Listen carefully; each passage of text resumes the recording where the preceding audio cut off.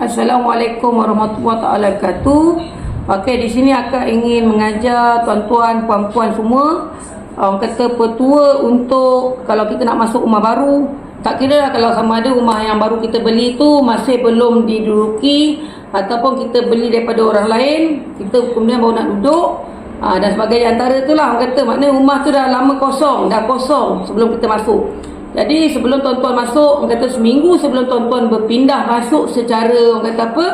Secara penuh, angkut barang-barang sebagainya, pastikan tuan-tuan orang kata ini adalah orang kata apa? Petua yang diberikan oleh zaman-zaman dulu, untuk tua dululah. Ini arwah bapa akak memang ajar ni. Pertama, siapkanlah satu mangkuk garam kasar. Jangan garam halus garam kasar. Kalau ada tanya garam bukit boleh kak? Boleh je. Ni akak pakai garam putih, garam kasar ni. Nombor 2, beras. Kenapa beras? Pasal beras ni tuan-tuan melambangkan semangat, melambangkan kita punya makanan asasi. Tak ada orang Malaysia yang tak makan beras, tak makan nasi. Dan yang ketiga, air tuan-tuan. Air ni kalau dapat, orang kata yang ni akan letak dalam cawan. Tapi kalau tuan-tuan ada botol kaca, boleh letak dalam botol kaca. Akak betul lah tak ada botol kaca hari ni, akak letak dalam cawan. Jadi 3 barang ni tuan-tuan, letaklah di bahagian tengah rumah. Ada separuh rumah, macam rumah akak, kita ada tiang seri. Kita letak bawah tiang seri. Tapi kat rumah, orang kata apa, rumah teres kan mana ada tiang seri lah. Kita agak-agak je antara ruang tamu kita ke dapur tu. Inilah bahagian tengah rumah. Kita letak dulang macam ni tuan-tuan, di atas ataupun berdekatan dengan bahagian tengah tu. Biarkan selama 3 hari. Tuan-tuan jangan masuk rumah selama 3 hari tu.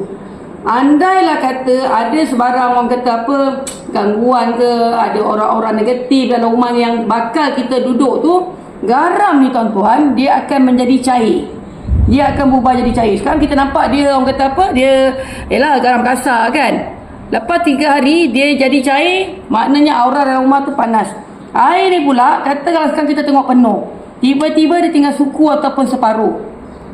Maknanya dia menyerap energi negatif yang ada dalam rumah tu. Begitu juga beras. Beras kan cantik tuan-tuan. Tiba-tiba lepas 3 hari kita datang, dia macam ada orang budak-budak main. Dia bertabur-tabur macam ni dalam dulang tu.